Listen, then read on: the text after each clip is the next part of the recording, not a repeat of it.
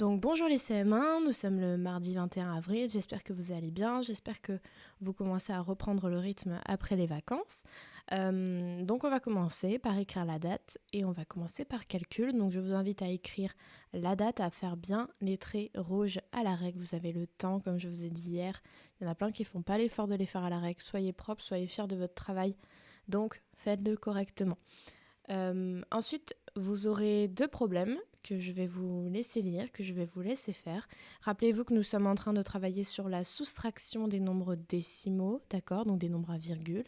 On a vu ça avant les vacances, donc peut-être que ça va avoir du mal à revenir bien dans votre cerveau. Vous essayez, comme je vous ai dit, vous essayez. Et puis si c'est trop difficile, vous regardez un petit bout de la correction, vous essayez de faire ensuite seul. Vous ajustez en fonction de ce dont vous vous rappelez, d'accord? Mais vous devez essayer seul dans un premier temps. Et on se retrouve ensuite pour la correction. Alors, je vous retrouve pour la correction de l'exercice 4. Donc, je vais l'écrire pour qu'on sache ce que je suis en train de faire. Donc, exercice 4. Voici votre correction. Moi, je vais relire le problème. Ce boa constrictor de Colombie, qui mesure 1,65 m, vient de changer de peau et sa mue, donc c'est la peau qui reste ensuite quand il a mué, mesure 1,35 m. Calcule sa croissance. Donc s'il a grandi, il faut que je calcule de combien il a grandi. Donc, moi je vais faire un petit schéma. Donc, on est d'accord que sa mue, c'est la peau qu'il avait avant. D'accord? Sa mue, c'est la peau qu'il avait et qu'il a laissée derrière lui. Donc ça, c'est la peau d'avant. C'est un peu piégeux ce texte. Et maintenant, on dit qu'il vient de changer de peau et maintenant il mesure 1,65 m. Donc ça, c'est maintenant. Donc on cherche toujours qu'est-ce qui s'est passé entre avant et maintenant. Qu'est-ce qui s'est passé? Bien, on peut voir déjà sans calculer que avant c'était 1,35 m, maintenant c'est 1,65 m, donc il a grandi. Donc il va falloir que je trouve de combien il a grandi. Comment je vais pouvoir faire ça? Tout simplement en faisant sa peau de maintenant moins la taille qu'il avait avant. Je trace à la règle et voilà l'opération que je vais devoir faire. Donc on va la faire ensemble.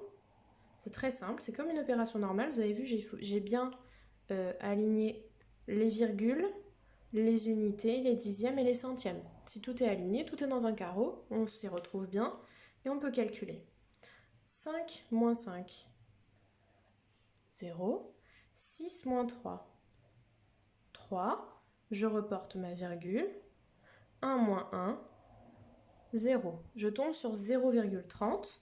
0,30, ce sera 0 mètre et 30 centièmes de mètre. Donc 30 centièmes de mètre, c'est 30 centimètres. Donc la question calcule sa croissance. Sa croissance est de 0,30 mètres. Voilà pour la correction de cet exercice. On va passer à l'exercice 5.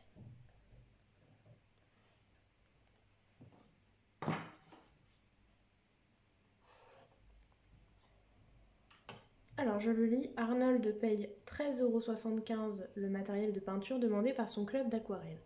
Combien la vendeuse doit-elle lui rendre s'il donne un billet de 10 € et deux pièces de 2 €, un billet de 10 € et une pièce de 5 €, un billet de 20 €. Alors moi je vais faire un petit schéma toujours pour m'aider à comprendre. Arnold paye 13,75 € le matériel de peinture. Donc Arnold il achète du matériel de peinture et ça vaut 13,75 € ou 13,75 €. Combien la vendeuse doit-elle lui rendre s'il donne petit a? Donc petit a, je vais dessiner ce qu'on me dit. Un billet de 10 € et deux pièces de 2 €. Ensuite, je vais dessiner le petit b. Un billet de 10 € et un billet de 5 euros. Et le petit C, on me dit un billet de 20 euros. Ça, c'est le problème en mode dessin, en mode schéma, d'accord, pour arriver à comprendre. Donc, qu'est-ce que j'ai compris ici? J'ai compris qu'Arnold, il va acheter quelque chose à 13,75 €, il passe à la caisse, et soit il donne ça, soit il donne ça, soit il donne ça. Et combien on doit lui rendre à chaque fois. Donc, premièrement, moi, je propose qu'on calcule combien ça fait, là, ce qu'il donne à chaque fois. Donc, dans le petit A, il donne un billet de 10 € et deux pièces de 2 €. Donc, ça fait 10 €, 12 €, 14 €. Donc, dans le premier cas, il va donner 14 € à la vendeuse. Dans le deuxième cas, 10 € et 5 €, ça nous fait 15 €. Et le dernier, un billet de 20 €, donc 20 €. Donc ça, c'est ce qu'il va donner pour toujours, il achète toujours ça. Donc déjà, il donne assez à chaque fois, hein. D'accord? Il ne donne pas en dessous de 13,75 €, c'est une bonne nouvelle. Il a assez d'argent. Maintenant, s'il donne 14 € et que moi, je dois payer quelque chose à 13,75 €, il donne juste un petit peu plus. Donc il va falloir enlever, trouver qu'est-ce qu'elle doit lui rendre, donc qu'est-ce qui est en moins. Et je vais faire la soustraction. Attention en posant la soustraction à ne pas vous tromper. J'ai 14, qui est un nombre entier, qui n'est pas un nombre décimal, qui n'a pas de virgule. D'accord? Auquel je vais enlever 13 €, donc la partie entière c'est 13 €, virgule 75 centimes. Je me retrouve avec ça. Là je suis un petit peu embêtée parce qu'il y a un trou. Donc si je veux, je vais les mettre d'une autre couleur. Je mets 14 ou 14,00. C'est la même chose. D'accord? Et là, j'y vois beaucoup plus clair. Et je vais pouvoir faire ma soustraction. Attention aussi, la règle, c'est de toujours mettre le plus grand au-dessus. Donc je dois toujours mettre le 14 là, qui est plus grand que 13. Et je calcule. 14 € et 75, pardon, 14 € moins 13,75 €. 0 moins 5. Est-ce que je peux? Non. Et d'ailleurs, à côté, est-ce que je peux? Non.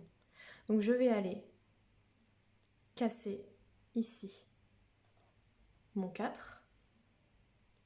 Il me reste 3. Et je vais pouvoir mettre un 1 ici. J'ai donc 10. D'accord? Et puis je vais aussi casser, parce que là j'ai toujours 0. Je vais recasser. J'aurai plus que 9.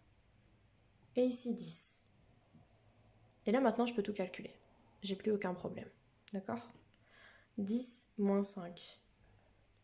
5. 9 moins 7. 2. Je reporte ma virgule. Et 13 moins 13. 0. Donc, elle va lui rendre 0,25 centimes. D'accord? Donc, 25 centimes. Donc, pour le A, elle lui rend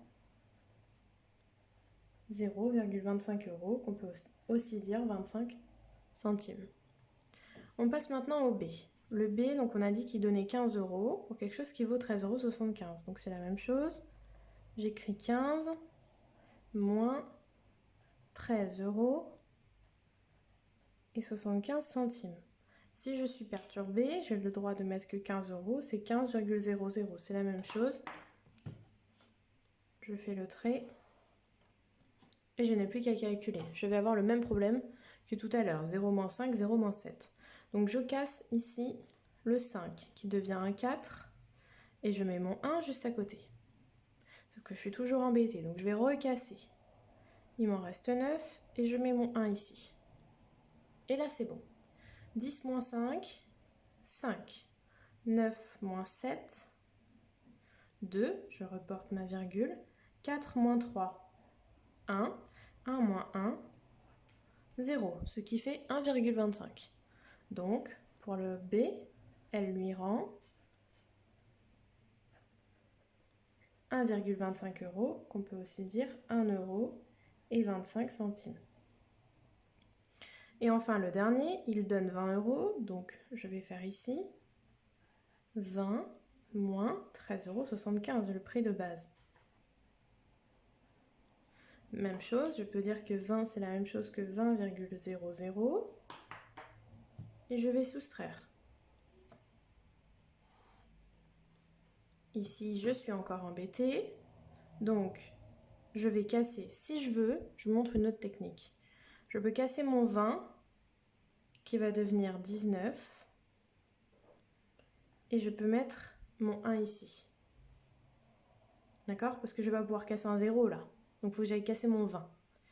Ok? Ensuite, je recasse ici. Parce que là, j'ai besoin d'aller casser un peu plus loin. Donc, je casse ici mon 9. Et je mets le 1 ici. Et là, je peux y aller. 10 moins 5. 5. 9 moins 7. 2. Je reporte la virgule. 9 moins 3. 6. 1 moins 1. 0. Et donc, ça fait bien 6,25 €. Donc, pour le C, elle lui rend 6,25 €. Voilà pour la correction du 5. Ensuite, on va passer à un autre problème, qui est un problème de niveau un petit peu plus élevé, mais qui est tout à fait faisable. On vous demande quoi? On vous demande, calculer en litres ce qu'il manque dans chaque récipient pour qu'il soit plein. Donc vous avez des petits récipients, vous savez, comme pour verser de l'eau en chimie, ou ça peut être des bouteilles d'eau, voilà. Et on nous donne 2 indications à chaque fois sur ces récipients. On nous donne une première indication avec un petit trait ici, et une deuxième indication au niveau de l'eau. Donc le petit trait, ça signifie en fait comment on dit, le maximum en fait de ce que peut recevoir, la quantité maximale d'eau. Sinon ça déborde. Vous voyez bien qu'ici ça va déborder. Donc au maximum, par exemple, le récipient A peut recevoir 10 litres d'eau. D'accord? Le L, c'est litres. Donc 10 litres d'eau. Et on nous indique, là vous voyez bien l'eau, hein, qu'il y a déjà 8,3 litres dans ce récipient. Et donc il manque la partie blanche.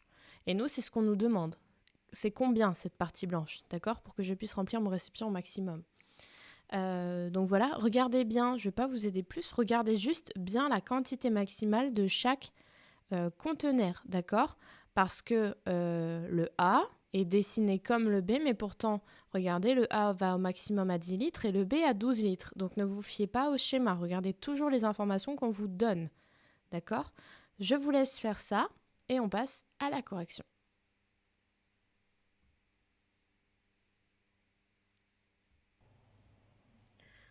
On va maintenant passer à la correction du 6 avec les récipients d'eau. Donc toujours à la règle, ça prend pas plus de temps, c'est beaucoup plus propre. Donc calcule en litres ce qu'il manque dans chaque récipient pour qu'il soit plein. Donc là je ne vais pas refaire le schéma puisque le schéma on me le donne, d'accord? Donc ce serait une perte de temps de le refaire. Je vois que le premier récipient peut accueillir 10 litres d'eau et qu'actuellement il a 8,3 litres d'eau. Donc il va me suffire d'enlever de la contenance totale l'eau qui est déjà. Donc la contenance totale c'est 10 litres et je vais enlever 8,3 litres qui sont déjà dans le récipient. Et je vais trouver ce qu'il manque. Donc voilà ma soustraction. Là ça me dérange ce trou, ces trous d'ailleurs. Donc 10 c'est la même chose que 10,0 et 8,3 c'est la même chose que 0,8,3. Et là je peux y aller. Ici je ne peux pas faire 0 moins 3. Donc il va falloir que je casse mon 10 pour qu'il devienne un 9. Qui doit se mettre là d'ailleurs, j'ai un peu mal fait. Et je peux ajouter ma dizaine ici. J'ai maintenant 10 moins 3 qui donne 7. Je reporte ma virgule. 9 moins 8, ça fait 1. D'accord? Donc, j'ai 1,7. Il manque 1,7 litres à ce récipient. Donc, A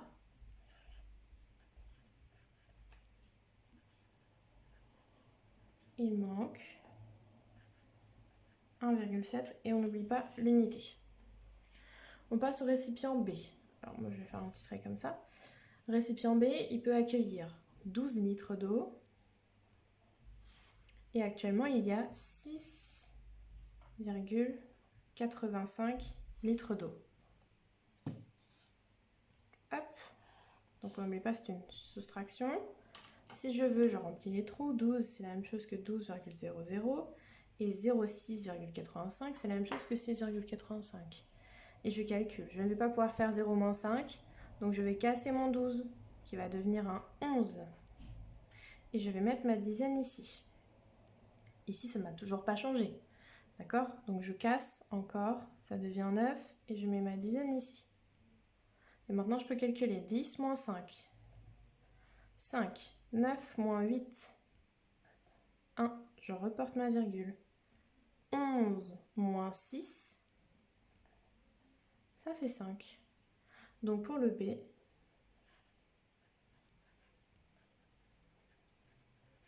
il manque 5,15 litres. Je continue. Le récipient C peut accueillir 15 litres. Et actuellement, il y a 2,05 litres. À chaque fois, il faut très bien aligner pour pouvoir calculer et ne pas être perdu. Je remplis les trous. 15, c'est la même chose que 15,000. Et ici, je ne peux pas, donc je vais transformer, je vais casser mon 14 pour récupérer une dizaine. Enfin, un dixième même. Et je ne peux toujours pas, donc je vais casser mon 10 qui va devenir un 9 et je récupère le centième. J'ai maintenant 10 moins 5 qui fait 5. 9 moins 0 qui fait 9. Je reporte ma virgule. 4 moins 2, 2. 1 moins 0, 1. Donc pour le C, il manque 12,95 litres. Alors moi je vais faire le dernier ici. Je vais plier pour pas que ça vous perturbe. Donc le C, il a une capacité de 8,5 litres et il a déjà accueilli 5,25 litres. Je trace mon trait. Et si je veux, je peux rajouter un 0, 8,5, 8,50, c'est la même chose. Et est-ce que je peux faire 0 moins 5? Non, donc je vais aller casser mon 5 qui va devenir un 4 et je récupère le centième. 10 moins 5, 5, 4 moins 2, 2, je reporte la virgule, 8 moins 5, 3. Donc, il manque, pour le récipient D, il manque 3,25 litres. Voilà pour la correction des mathématiques. Ensuite, on va passer à l'anglais. Alors cette fois, on va faire l'anglais sur le cahier. Donc je vous invite à écrire anglais sur votre cahier. Et ensuite, je vais vous indiquer un petit peu comment on lit toutes ces informations que je vous ai mis d'un coup. Premièrement, on va se concentrer sur cette partie-là que je mets en gris, à savoir la consigne bleue et le petit schéma, enfin la petite illustration. Vous avez écrit sur ton cahier ce que prend le garçon pour le petit déjeuner. Donc on va travailler particulièrement sur le petit déjeuner, le vocabulaire du petit déjeuner. Vous voyez qu'il a des bulles le garçon, donc je vais vous parler comme si j'étais le petit garçon et que je vous expliquais ce que je prends pour mon petit déjeuner. En même temps, je vais montrer avec ma souris ce que je suis en train de dire. Comme ça va vous aider à comprendre le mot que je suis en train de dire et à voir à quoi ça correspond. D'accord? Et ensuite, je vous expliquerai la suite. Donc là, pour l'instant, vous êtes sur votre cahier, vous prenez un crayon à papier, c'est mieux, et vous écrivez tout ce que vous comprenez, regardez bien ma souris aussi, tout ce que vous comprenez sur le petit garçon. Vous pouvez l'écrire en français ou en anglais, c'est comme vous voulez. So hello, my name is John. And for the breakfast, I drink coffee and my mom drink tea. I eat bacon and eggs and toast with honey, and sometimes I take milk, and cereals. That's my favorite. And orange juice. I drink orange juice too. Ok? Alors, voilà ce que je viens de vous dire. Donc, je vous ai montré à chaque fois. Hein. Donc, le petit garçon dit qu'il prend du café le matin. Donc, le café. Ensuite, il prend bacon and eggs. C'est du bacon. Vous avez vu une tranche de bacon avec des œufs. Ça se fait beaucoup. Nous, en France, on n'est pas très habitués à manger ça, quoique. Mais en Angleterre, ils mangent beaucoup ça, des œufs et du bacon le matin. Ensuite, il vous dit qu'il prend des toasts. Donc ça, on le dit des fois en français. Hein, on se prend un toast avec du beurre, un toast, voilà. Et lui, il prend son toast with honey. Honey, c'est du miel. D'accord ? Donc, il met du miel sur son toast. Il vous dit que des fois, il prend du lait, milk, with cereals, avec des céréales. D'accord ? Ça, c'est pas bien compliqué. Cereals. Donc, ça peut être aussi ça. Et il dit « That's my favorite ». Donc, c'est son petit-déj préféré. Et qu'il prend aussi orange juice, donc du jus d'orange. Et je crois qu'il a dit aussi que sa maman prend a cup of tea, du thé. D'accord ? Donc, voilà, j'espère que vous aviez trouvé certains mots de vocabulaire. Je vais ensuite vous demander de regarder la petite liste qui est là. Cette petite liste, je vous ai mis un petit peu la traduction sur la gauche. Donc, on va voir ensemble an apple, donc une pomme, bacon and eggs, donc du bacon et des œufs, a banana, que vous connaissez, une banane, beans, ce sont des haricots, donc dans certains pays, on mange des haricots au petit déjeuner, bread, du pain, butter, du beurre, carrots, donc des carottes, ça vous connaissez, cereals, des céréales, cheese, du fromage, chocolate, du chocolat, coffee, donc du café, fish and chips, donc ça c'est du poisson et des frites, c'est très connu en Angleterre, fruit juice, donc c'est du jus de fruits, et on peut dire par exemple orange juice, strawberry juice, du jus de fraise, banana juice, du jus de banane, d'accord, on peut dire un petit peu tous les jus avec ça. Honey, du miel, jam, du jambon, lemonade, de la limonade, a lettuce, donc de la laitue, de la salade, a melon, du melon, milk, du lait, an onion, un oignon, an orange, une orange, ça vous connaissez, pears, des poires, potatoes, des pommes de terre, sweets, des bonbons, ou du sucre, on peut dire un petit peu ce qu'on veut, tea, donc du thé, toast, des toasts comme on a en français, tomatoes, des tomates, and water, de l'eau. D'accord ? À partir de là, donc ça serait bien que vous puissiez apprendre un petit peu ces mots de vocabulaire-là, ça va beaucoup vous aider. Ne serait-ce que si vous allez dans un restaurant un jour et que vous devez dire en anglais ce que vous voulez commander, ce sera bien pratique. Donc là, vous avez le temps, ça serait bien d'apprendre le maximum de mots que vous pouvez. D'ailleurs, vous en connaissez déjà une bonne partie. Et je vous demande d'écrire sur votre cahier ce que tu prends, toi, pour ton petit déjeuner. Donc, vous écrivez quelques phrases. Alors, pour commencer vos phrases, je vous donne un petit peu les mots importants. Les mots que vous devez utiliser, c'est I eat, je mange. Par exemple, I eat apple and bananas. OK ? I eat. Ensuite, ce dont vous avez besoin, c'est I drink. Je bois. D'accord ? I drink orange juice. I drink water. I drink coffee. D'accord ? Et ensuite, n'oubliez pas pour dire et, and. D'accord ? Je pense qu'avec ces 3 outils, vous pouvez largement faire les phrases. Et quand vous avez fait les phrases avec ce que vous mangez au petit déjeuner, donc n'hésitez pas à aller voir dans un dictionnaire de traduction anglais-français si vous en avez un à la maison, ou sur Google Traduction. Mais attention, sur Google Traduction, on ne met que des mots et pas des phrases, d'accord ? On a le droit de traduire, par exemple, banane. Mais si vous mettez des phrases en entier, ça ne va pas vous faire du vrai anglais, d'accord ? Donc, on ne traduit que certains mots s'ils ne sont pas dans la liste. Mais il y en a déjà beaucoup dans la liste. Quand vous avez écrit ce que vous prenez pour le petit déjeuner sur votre cahier, vous l'illustrez, vous me faites l'illustration comme le petit garçon pour que je puisse moi voir ce que vous avez écrit et ce que vous avez dessiné si ça correspond. Donc voilà pour l'anglais. Donc surtout, mettez pause, le temps de le faire. Donc je répète, je fais les phrases de ce que je mange au petit déjeuner en m'aidant de ces mots-là et de tous les mots de la liste.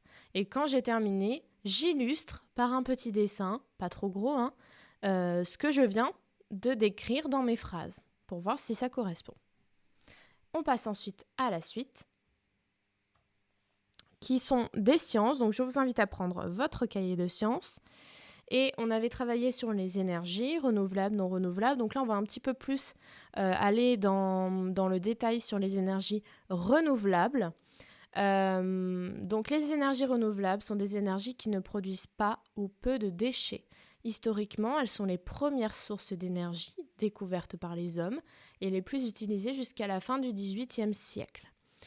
On vous montre ici quelque chose qui s'appelle le four d'Odeillo dans les Pyrénées, que vous pouvez visiter, que moi je suis allée visiter par exemple.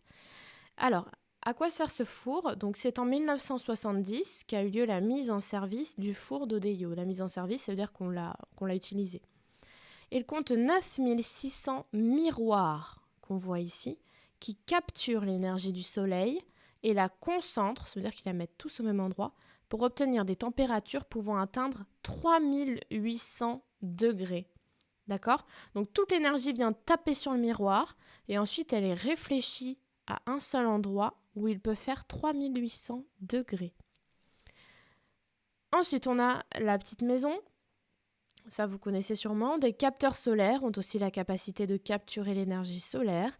Ils servent à réchauffer de l'eau pour le chauffage des bâtiments ou pour obtenir de l'eau chaude. Et enfin, l'énergie solaire peut également produire de l'électricité. Les panneaux de cellules photovoltaïques, donc c'est ce qu'il y a ici, c'est des panneaux photovoltaïques, souvent on dit, se développent pour fabriquer directement de l'électricité. Donc ça, vous avez peut-être vu des maisons avec des panneaux comme ça, des panneaux photovoltaïques, c'est pour produire de l'électricité avec sa maison, avec le soleil. Ensuite, on a d'autres documents. L'énergie éolienne et solaire sont les deux énergies qui ont connu la plus forte expansion, ça veut dire qu'on utilise le plus. Cependant, il faut plusieurs centaines de grandes éoliennes pour produire autant d'électricité qu'une tranche de centrale nucléaire. Donc les centrales nucléaires, c'est ce que vous avez dans les Simpsons par exemple, d'accord, qu'on avait vu la dernière fois. Il faut beaucoup d'éoliennes pour une seule centrale. Ça veut dire que les éoliennes, ça produit, mais pas assez, pas beaucoup, par rapport à une centrale nucléaire. Mais après, ça a d'autres avantages. De plus, elles ont un impact négatif sur le paysage, puisque forcément, des grandes éoliennes dans des champs, il y en a qui ne trouvent pas ça très très joli. Ensuite, on a ça. Le moulin à eau utilise la force motrice de l'eau, donc c'est l'eau qui va pousser le moulin. L'eau fait tourner la roue qui entraîne des engrenages pouvant actionner, donc faire fonctionner, une meule ou une presse. Donc ce que vous avez ici, ça tourne et ensuite ça vient actionner, par exemple, vous savez, comme dans les moulins. Donc là, c'est pas de l'eau, c'est du vent, mais ça pouvait ensuite écraser les grains de blé. Donc là, on peut servir de la force de l'eau pour faire fonctionner autre chose. Et enfin, la géothermie, quand on capte la chaleur de la croûte terrestre, donc c'est-à-dire du centre de la Terre, pour produire de la chaleur ou de l'électricité, on produit de l'énergie géothermique. C'est une énergie locale, donc produite dans les régions volcaniques. D'accord ? Donc en fait, vous avez des grands tuyaux comme ça qui normalement sont recouverts et qui partent au fond de la Terre, donc très très profond, là où il fait chaud, d'accord ? Et ensuite, ça produit cette chaleur pour pouvoir chauffer ou produire de l'électricité. Enfin, un dernier document, la biomasse, énergie verte et l'énergie des déchets. La biomasse est l'ensemble de la matière vivante. L'énergie des déchets est l'utilisation des déchets de matière végétale pour produire de l'énergie. Les déchets sont transformés dans une chaudière ou bien amenés à fermentation, donc c'est quand ça pourrit un petit peu, dans des réservoirs afin de produire un gaz combustible, ça veut dire qu'on peut brûler, le méthane, utilisable pour le chauffage. On utilise les déchets végétaux du blé, de la canne à sucre, de la betterave ou de la pomme de terre. Vous avez peut-être déjà entendu l'essence qui est fabriquée avec la betterave. Voilà comment on fait. Avec ces déchets végétaux, on peut aussi fabriquer des biocarburants, donc c'est ce que je suis en train de vous dire, utiles pour faire fonctionner les moteurs. D'accord ? Donc ça part d'ici. On a de la betterave, de la canne à sucre, du blé, du maïs. Ça fait des déchets. D'accord ? On va extraire le jus de ces plantes pour faire du sucre. On va le faire fermenter et ça va nous faire du bioéthanol. Donc c'est l'essence pour faire de... on mélange à de l'essence et ça fait de la bioessence. Donc c'est de l'essence avec du végétal. D'accord ? C'est pas du pétrole. Sinon, on reprend le bioéthanol, on ajoute quelque chose qui s'appelle l'isobutylène. Je ne sais pas si je le dis bien, mais voilà. Et ça nous fait aussi un mélange, donc le TBE, qu'on peut mélanger aussi avec de l'essence pour faire de la bioessence. Donc voilà un petit peu comment ça fonctionne. Maintenant que je vous ai lu ces documents, donc vous aurez le droit de revenir en arrière pour les relire. Je vous pose des petites questions. Que signifie énergie renouvelable ? Pourquoi dit-on des énergies renouvelables qu'elles sont propres ? Qu'est-ce que le développement durable ? Quelles énergies devrons-nous privilégier pour respecter le développement durable ? Grâce à quel élément l'éolienne fabrique-t-elle de l'électricité ? Et la centrale hydraulique ? Comment fait-on pour utiliser le soleil comme source d'énergie ? Explique comment on fabrique de l'essence avec des végétaux. Donc là, il va falloir absolument que vous reveniez en arrière sur la vidéo pour aller relire les documents ou écouter quand je vous les relis pour pouvoir répondre à ces questions. Attention, vous êtes des futurs CM2 là, donc je ne veux pas juste un mot, juste le soleil. On reprend les mots de la question, on recherche bien dans le document et on fait une belle réponse de futur CM2. Je compte sur vous et ensuite on va passer à la correction. Donc, on va passer à la correction. Tout d'abord, que signifie énergie renouvelable ? Donc, c'est une source d'énergie qui ne s'épuise pas. D'accord ? Par exemple, le vent, on en aura tout le temps, le soleil, etc. Comme le vent, le soleil et l'eau. Donc, je vous l'écris. Je vous invite fortement à l'écrire, à part si ça ressemblait beaucoup. Mais sinon, c'est mieux d'avoir la correction, puisqu'en fait, c'est ça qui va vous servir de bilan. Donc, il faut absolument que les réponses soient correctes. Donc, c'est une source d'énergie qui ne s'épuise pas, comme le vent, le soleil et l'eau. Voilà ce qu'il fallait répondre. Pourquoi dit-on des énergies renouvelables qu'elles sont propres ? On dit souvent ça, qu'elles sont propres. Alors, pourquoi on dit ça ? Eh bien, elles sont propres car elles ne produisent pas ou peu de déchets. D'accord ? Par exemple, les centrales nucléaires rejettent des composés chimiques qui sont toxiques et elles les rejettent dans l'eau. Et du coup, ça pollue l'eau. Donc, c'est pas une bonne idée. D'accord ? Alors que là, l'éolienne, quand elle tourne, elle fait pas de déchets. Elle embête personne. D'accord ? Elle tourne, elle produit son électricité. Le moulin aussi, quand il pousse l'eau, il produit pas d'électricité. D'accord ? Donc, elles sont propres car elles ne produisent pas ou peu de déchets. Ensuite, question très très très importante. Qu'est-ce que le développement durable ? On en entend très souvent parler un petit peu dans tous les sens. Qu'est-ce que c'est le développement durable ? Eh bien, le développement durable, c'est toutes les actions de développement qui sont menées dans le respect de la planète. D'accord ? Ça veut dire que comment on peut faire pour continuer à fonctionner, à trouver des choses pour faire fonctionner la planète, mais tout en la respectant. D'accord ? Alors ça, peut-être que vous n'aviez pas trouvé, mais maintenant, vous avez la bonne définition. Donc, englobe toutes les actions de développement qui sont menées dans le respect très important de la planète.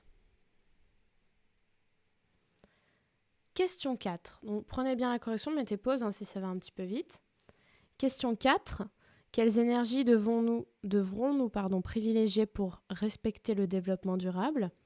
Donc, toutes les énergies qui ne polluent pas l'environnement, c'est-à-dire les énergies propres, comme on a vu un petit peu plus haut, les énergies renouvelables, comme on appelle ça. Donc, toutes les énergies qui ne polluent pas l'environnement c'est-à-dire les énergies propres. Les énergies aussi, c'est la même chose que l'on appelle renouvelables. Question 5. Grâce à quel élément l'éolienne fabrique-t-elle de l'électricité et la centrale hydraulique? Alors, l'éolienne, je crois qu'on l'avait déjà un petit peu vu. L'éolienne fabrique l'électricité grâce au vent et les centrales hydrauliques grâce à l'eau. Donc, l'éolienne fabrique de l'électricité grâce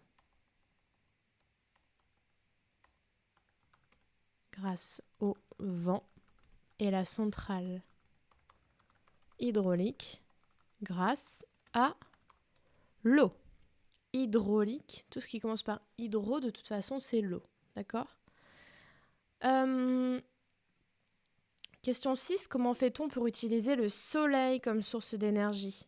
Eh bien, on capte les rayons grâce à des capteurs solaires, des miroirs ou des panneaux à cellules photovoltaïques. Donc le four, par exemple, ou les panneaux voltaïques. Donc, on capte les rayons du soleil grâce à des capteurs solaires, des miroirs, ça fonctionne aussi, ou des panneaux à cellules photovoltaïques. Alors attention à ce mot qui n'est pas facile à écrire, parce qu'il y a un tréma sur le i. Et enfin, dernière question. Explique comment on fabrique de l'essence avec des végétaux. Donc là, il fallait reprendre le petit schéma pour pouvoir expliquer.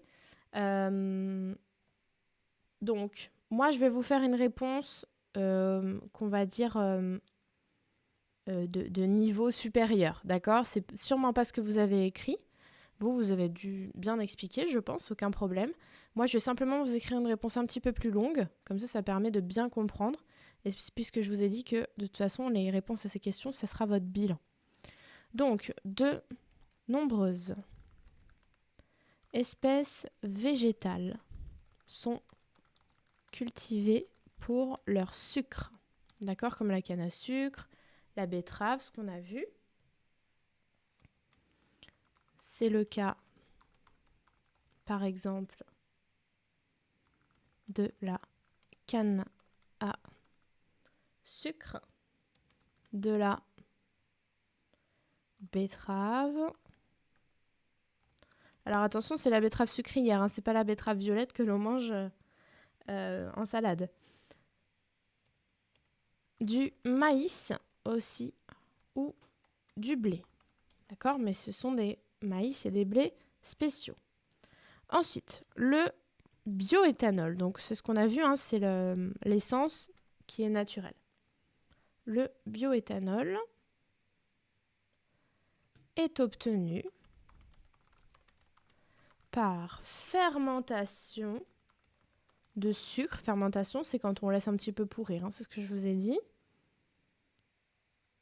Alors, par des levures, donc c'est des petits champignons que l'on va mettre à l'intérieur pour que ça se dégrade plus vite.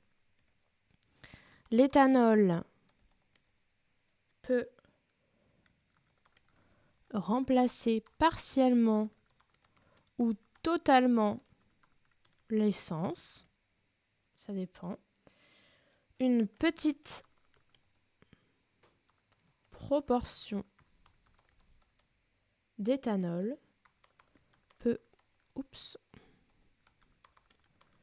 peut aussi être ajoutée dans du... Alors attention, ça s'écrit gazole, mais c'est du gasoil, hein, c'est l'essence. Donnant alors du gasoil, comme on dit, oxygéné.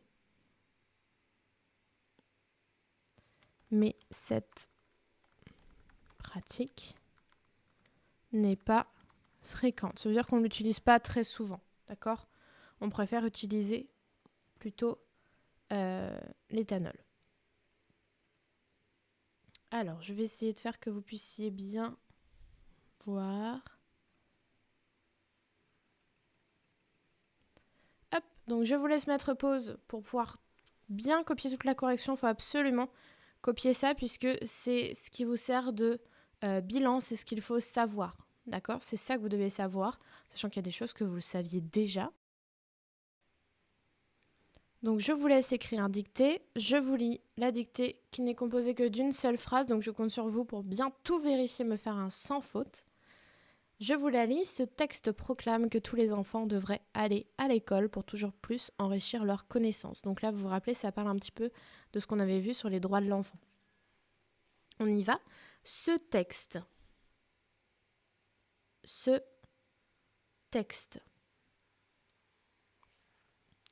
proclame, ça veut dire il dit.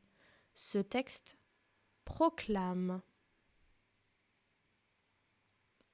que tous les enfants,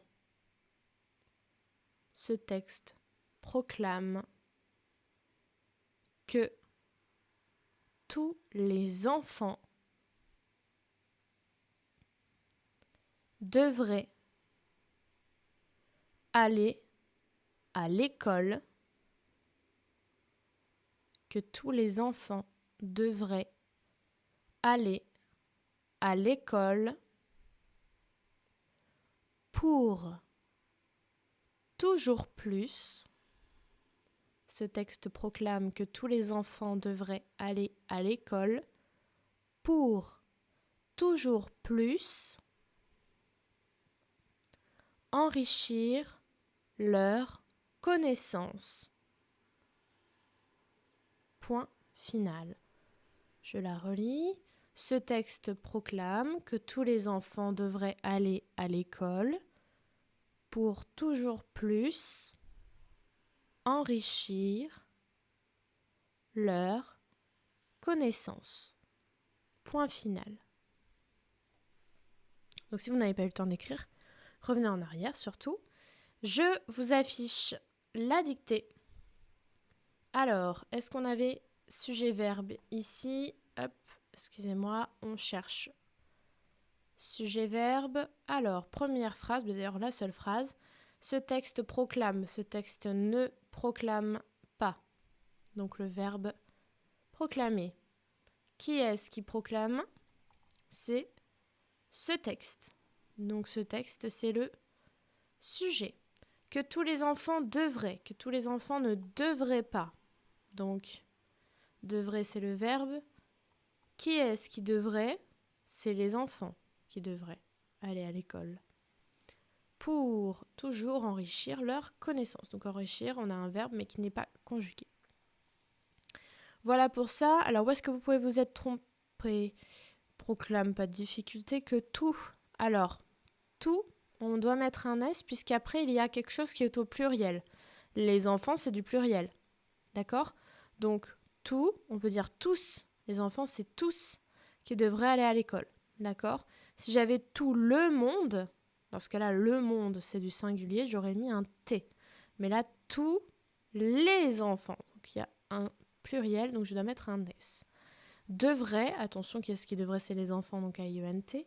Aller. Devrait prendre, devrait mordre, devrait finir. D'accord? Donc, infinitif. À l'école, on ne peut pas dire avec l'école, pour toujours plus enrichir leurs connaissances. Attention, ils ont plusieurs connaissances, ces enfants, donc avec un S. Voilà pour la dictée. Ensuite, on va passer au problème. Alors, le voilà, le problème, il est tout simple. La population d'un village compte 315 femmes et 258 hommes. La population de ce village est de habitants. Vous n'avez même pas de questions, vous avez juste un trou à remplir. Donc je vous laisse bien relire. Si vous avez du mal à comprendre la situation, essayez de l'expliquer autrement, essayez de faire un petit schéma. Et puis après, on passe à la correction. Donc je peux faire un petit schéma très rapide. J'ai des femmes, j'en ai 315. Et j'ai des hommes, j'en ai 258. Et je voudrais savoir au total, que les hommes et les femmes, combien ça me fait d'habitants. Et bien tout simplement, je vais devoir additionner. Alors si vous voulez, vous pouvez même tenter de la faire de tête. Mais moi, je vais la poser pour ceux qui ont besoin. 315 plus 258.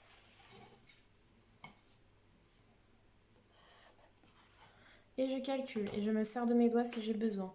8 plus 5, 8, 9, 10, 11, 12 et 13. Je pose le 3 et je retiens une dizaine. 1 plus 1 plus 5, 7. 3 plus 2, 5. Donc le résultat, c'est 573. Comme j'ai recopié le problème, je n'ai plus qu'à mettre dans le trou 573 habitants. Voilà pour le problème. Ensuite, je vous laisse écrire sur votre cahier calcul posé. Comme je vous ai dit, on va refaire un petit peu tous les jours du calcul des 4 opérations pour que ce soit super bien connu pour faire un super bon CM2. Donc, voici les 4 opérations du jour. 1932 plus 5920, 5739 moins 298, 592 x 12 et 592 divisé par 8. Je vous laisse les faire. Appliquez-vous. Prenez vos tables de multiplication si vous en avez besoin. Utilisez vos doigts si vous en avez besoin. Si vous avez trop de mal, prenez des petits jetons, des petits cailloux, des petites choses pour manipuler, pour vous aider comme on fait en classe. Et ensuite, je vous laisse avec la vidéo de la correction. Ensuite, on va corriger les opérations de calcul posé du jour. Donc, je vais les noter. Je vais la poser. Donc, je rappelle, un chiffre dans chaque carreau. 1932 plus 5920. Je trace mon trait à la règle. Si je le fais, ça veut dire que vous pouvez le faire. Et je calcule 2 plus 0. 2, 3 plus 2. 5, 9 plus 9. 18. Et je retiens 1. 1 plus 1 plus 5. 7. Donc ça fait 7852. Je passe à la soustraction. J'ai 5739 moins 298. Donc je vais la poser, j'aligne bien, attention, il n'y a pas le même nombre de chiffres en haut et en bas. 5739 moins 200, 200 qui est une centaine. Donc je mets sous la centaine 298. Je trace mon trait et je vais calculer. 9 moins 8, ça fait 1. 3 moins 9, est-ce que c'est possible? Non. Donc je vais casser ici, il va m'en rester 6 et je mets ma dizaine. 13 moins 9, si je ne sais pas, 10, 11, 12, 13. Donc ça fait 4. 6 moins 2, ça fait 4. Et 5 moins rien, ça fait 5. Donc le résultat est 5441. Je passe à la multiplication. 592 fois 12 égale. Et je pose l'opération 592 fois 12. Je trace mon trait. Si j'ai besoin, je mets mes couleurs.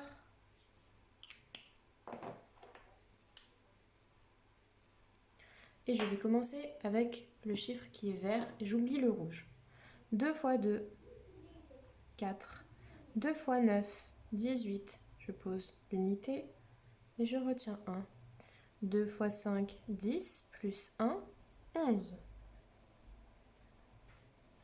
Je vais maintenant passer à la dizaine au chiffre rouge et comme je veux que tout soit aligné, commencer ici, eh bien je vais mettre un 0 pour pouvoir commencer ici.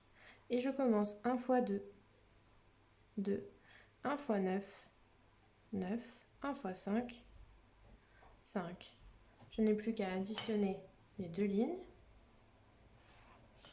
4 plus 0, 4, 8 plus 2, 10 et je retiens 1. 9 plus 1 plus 1, 11 et je retiens 1. 5 plus 1 plus 1, 7. Ce qui fait 104. Et enfin, la division, 592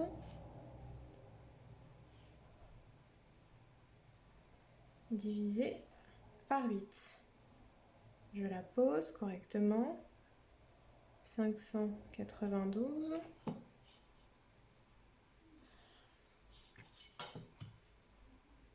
je divise correctement par 8. Et là, je me pose la question. Est-ce que je peux prendre 5? Eh bien non, parce que dans la table de 8, c'est 8 fois 1 qui commence. Donc 8, c'est plus grand que 5. Je ne pourrais pas faire 5 moins 8. Donc je vais prendre 59. Et je cherche dans la table de 8, qu'est-ce qui va se rapprocher le plus de 59? Donc j'ai 8 fois 7 qui fait 56 et 8 fois 8 qui fait 64. Est-ce que je vais pouvoir faire 59 moins 64? Non. Donc c'est 8 fois 7 et j'enlève 56. 59 moins 56, ça fait 3. Ensuite, je vais descendre le 2. Et j'ai 32 divisé par 8. Est-ce que quelque chose dans la table de 8 se rapproche de 32? Eh bien oui, 4 fois 8, ça fait 32. J'ai de la chance. Donc 4 fois 8, et du coup, je peux enlever 32. Je fais mon trait.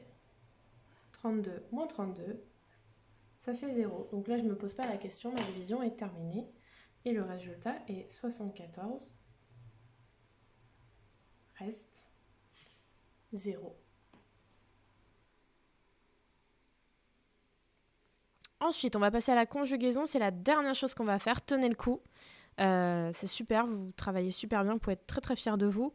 Donc on passe à la dernière chose qui est la conjugaison. Donc je vous invite à écrire conjugaison sur votre cahier. Ensuite, on va travailler maintenant, donc on a vu pas mal de temps, on va travailler sur passé composé et imparfait cette fois. Un petit peu les deux, puisque souvent, quand on lit des histoires notamment, les deux temps qui sont utilisés, c'est le passé composé et l'imparfait. Donc on va travailler là-dessus. Vous n'allez pas avoir à tout recopier, juste à recopier le verbe qui convient. Donc on va lire la consigne, lit ce texte et choisis les formes verbales qui conviennent. Les formes verbales, c'est quelle est la forme du verbe qu'on va choisir. Soit celle qui est au-dessus, soit celle qui est en dessous. D'accord? Donc à chaque fois, on a passé composé ou imparfait, lequel on doit choisir. Donc vous allez lire et puis quand vous tombez sur un choix à faire, vous écrivez seulement le bon. D'accord? Sur votre cahier, puis après vous mettez un petit tiret, vous mettez le deuxième, un petit tiret, le troisième, etc. pour les avoir tous. Et moi, je vais lire le texte pour ceux qui auraient du mal à le lire avec les deux propositions. Comme ça peut vous aider aussi. Quand l'orage a éclaté ou quand l'orage éclatait, j'ai été en train de lire ou j'étais en train de lire. Depuis toujours, virgule, les orages me font peur, mais celui-ci ressemblait presque à une tempête, mais celui-ci a ressemblé presque à une tempête. Le vent hurlait, le vent a hurlé, et je tremblais, et j'ai tremblé, de la tête aux pieds. J'attendais impatiemment, j'ai attendu impatiemment la fin du déluge, lorsque la foudre frappait un arbre, lorsque la foudre a frappé un arbre près de la maison. Pendant un instant, mon cœur cessait de battre, mon cœur a cessé de battre dans ma poitrine. Enfin, alors que la pluie commençait à s'éloigner, alors que la pluie a commencé à s'éloigner, un dernier éclair a déchiré le ciel, un dernier éclair déchirait le ciel, puis soudain l'orage disparaissait, puis soudain l'orage a disparu. J'ai poussé un long soupir, je poussai un long soupir, et j'ai repris ma lecture, et je reprenais ma lecture. Donc vous avez vu que j'ai lu avec les deux à chaque fois, pour que vous puissiez choisir. Après, je vous expliquerai bien sûr la règle. Mais d'abord, on va voir si vous connaissez peut-être déjà la règle, c'est sûrement, vous l'avez déjà vu, ou ce qui sonne le mieux à votre oreille. Donc là, si vous lisez beaucoup, vous allez être avantagé. Donc, comme on vous a dit, la lecture, ça permet d'avoir plein d'automatismes. Et là, ceux qui lisent beaucoup de livres vont être habitués et vont très très vite normalement trouver la solution. Donc c'est pour ça qu'il faut toujours continuer de lire. Et bien ensuite, on va passer à la correction. Alors, pour la correction, moi, je vais écrire comme vous, je vais écrire que les verbes qu'il fallait écrire. Prenez bien la correction. D'abord, je vous explique un petit peu la règle. La règle, quand on écrit un livre et qu'on ne peut pas mettre le temps n'importe lequel, il faut choisir, il faut respecter des règles. La règle est que quand on est en train de décrire quelque chose, par exemple, si je dis le ciel est bleu, il fait beau, je suis dans ma maison. Bon, là, j'ai fait au présent, mais je suis en train de décrire quelque chose, d'accord ? Je vous décris un petit peu le paysage dans lequel je me trouve. Donc, si je devais l'écrire au passé, je dirais il faisait beau, j'étais dans ma maison, j'étais devant mon ordinateur, j'étais en train de lire un livre, d'accord ? Tout ça, ça doit être de l'imparfait. Quand je décris quelque chose, je suis à l'imparfait. Voilà.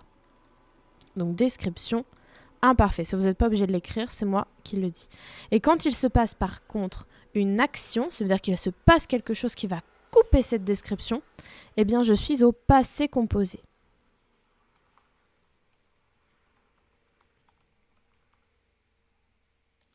Ça, c'est la règle. D'accord ? La règle, c'est celle-là. L'auteur que nous avons reçu, il utilise la même règle que nous. D'accord ? Arthur Ténor, quand il écrit, il se dit, bon, je suis en train de décrire, donc je vais mettre de l'imparfait. Et là, il se passe quelque chose, je vais mettre du passé composé. Voilà comment ça fonctionne. Maintenant, on reprend notre texte et on va corriger.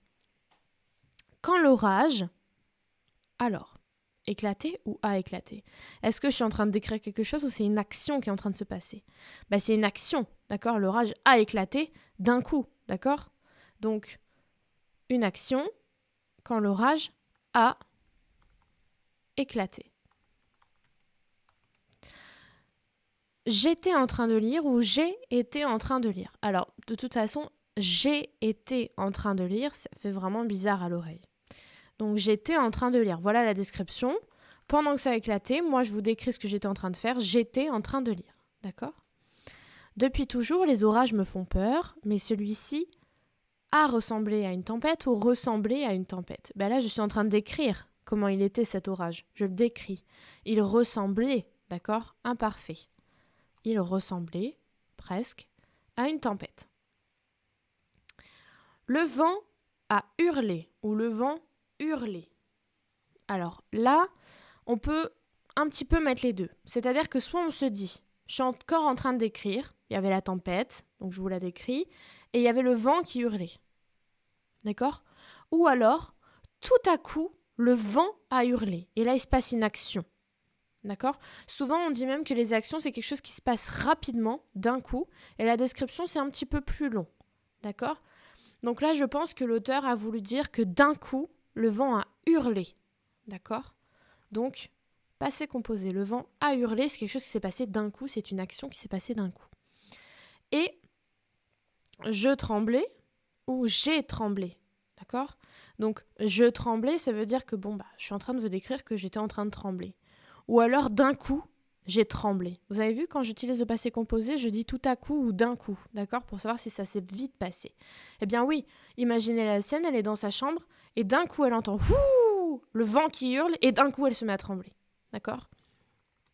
Donc, j'ai tremblé. De la tête aux pieds. Ensuite, j'attendais impatiemment la fin du déluge, ou j'ai attendu patiemment la fin du déluge. Impatiemment, pardon. Là, on nous donne un indice. Elle a attendu impatiemment. Ça veut dire que ça s'est passé. C'était assez long, d'accord ? Elle avait très peur et elle a attendu que ça termine. Donc, j'attendais. Imparfait. J'attendais. C'est pas quelque chose qui se... De toute façon, attendre, c'est pas quelque chose qui se passe rapidement, d'accord ? C'est quelque chose qui est long. Donc, j'attendais. Imparfait. Impatiemment la fin du déluge. Lorsque la foudre... Vous avez vu, lorsque la foudre, ça veut dire que là, il se passe quelque chose... qui vient casser son attente. Elle attend, et hop, la foudre frappait un arbre ou la foudre a frappé. Eh bien, la foudre a frappé, c'est une action qui s'est passée rapidement, là. Elle s'y attendait pas, elle attendait, c'était un petit peu long, et tout d'un coup, la foudre a frappé un arbre près de la maison. Pendant un instant, mon cœur a cessé de battre ou mon cœur cessait de battre. Eh bien là, c'est la même chose, c'est une action. Mon cœur, là, il a cessé de battre. dans ma poitrine. Enfin, alors que la pluie commençait à s'éloigner ou alors que la pluie commençait à s'éloigner. Alors là, c'est la même chose. Mais est-ce qu'on considère que petit à petit, la pluie s'est éloignée ou d'un coup, elle s'est éloignée ? C'est plutôt petit à petit, d'accord, quand il y a de l'orage. C'est pas tout à coup, il n'y a plus rien, d'accord ? Donc, c'est quelque chose qui est assez long, c'est quelque chose que l'on décrit, alors que la pluie commençait à s'éloigner. Un dernier éclair, donc un éclair, c'est une action qui se passe rapidement. Un dernier éclair a déchiré le ciel, d'accord ? Action rapide. Puis soudain, l'orage, donc c'est soudain, donc l'orage a disparu, d'accord ? C'est soudain. Donc il y a eu un dernier éclair et puis plus rien. Donc il a disparu. Action rapide. Il a disparu. J'ai poussé un long soupir ou je poussais un long soupir. Eh bien, j'ai poussé un long soupir. D'accord ? C'est encore une action. Qu'est-ce qui s'est passé ? J'ai poussé un long soupir et j'ai repris ma lecture ou je reprenais ma lecture. Eh bien, c'est encore une action. J'ai repris ma lecture. Voilà. Donc, moi, je vais vous relire avec les bonnes réponses et vous allez voir que c'est un petit peu comme si vous lisiez une histoire. Quand l'orage a éclaté, j'étais en train de lire. Depuis toujours, les orages me font peur, mais celui-ci ressemblait presque à une tempête. Le vent a hurlé et j'ai tremblé de la tête aux pieds. J'attendais impatiemment la fin du déluge lorsque la foudre a frappé un arbre près de la maison. Pendant un instant, mon cœur a cessé de battre dans ma poitrine. Enfin, alors que la pluie commençait à s'éloigner, un dernier éclair a déchiré le ciel. Puis soudain, l'orage a disparu. J'ai poussé un long soupir et j'ai repris ma lecture. Donc, vous avez vu que, voilà, on peut choisir ça. Après, tout dépend. C'est un petit peu des astuces, des outils que l'auteur a pour nous faire ressentir quelque chose. Soit il nous décrit quelque chose, et là c'est un petit peu long, on a le temps d'imaginer. Soit c'est d'un coup il se passe quelque chose et c'est une action. D'accord ? Donc après, c'est l'auteur qui choisit un petit peu ce qu'il a envie de nous faire ressentir. Parce que quand c'est une action, on se dit « Oh, qu'est-ce qui va se passer ?» Alors que quand c'est une description, on a le temps de se poser, d'imaginer. Donc ça, c'est un petit peu un pouvoir qu'a l'auteur quand il va choisir les verbes. D'accord ? Il ne choisit pas ses verbes au hasard, ni le temps qu'il utilise au hasard. Eh bien, nous allons nous arrêter là. Nous avons super bien travaillé. Et puis voilà. Je vous dis pas demain d'ailleurs. À jeudi. Pour une nouvelle vidéo. N'oubliez surtout pas de m'envoyer votre travail pour que je puisse compter vos points et que je puisse vous féliciter. Et puis voilà. À jeudi.